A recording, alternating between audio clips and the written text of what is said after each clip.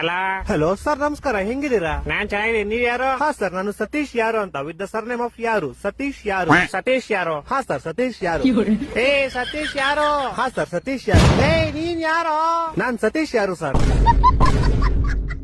ಲೇ ನಿಂಗ್ ನನ್ ನಂಬರ್ ಯಾರೋ ಕೊಟ್ಟಿದ್ದು? ಹಾ ಸರ್, ನಿಮ್ ನಂಬರ್ ನಮ್ ಫ್ಯಾಮಿಲಿ ಮೆಂಬರ್ ಅಲ್ಲಿ ಒಬ್ರು ಸೀಮಾ ಯಾರು with the sir name of ಯಾರು, ಸೀಮಾ ಯಾರು ಅನ್ನೋರು ನಿಮ್ ನಂಬರ್ ಕೊಟ್ರು ಸರ್. ಸೀಮಾ ಯಾರು? ಹಾ ಸರ್, ಸೀಮಾ ಯಾರು. ಲೇ ಸೀಮಾ ಯಾರು? ಹಾ ಸರ್, ಸೀಮಾ ಯಾರು. ಲೇ ಸೀಮಾ ಯಾರು? ಯಾರು? ಸೀಮಾ 2 ಸತಿ ಸರ್ ನೇಮ್ ಅಲ್ಲ ಸರ್, ಒಂದೇ ಸತಿ ಸರ್ ನೇಮ್. ಸೀಮಾ ಯಾರು ಅಷ್ಟೇ.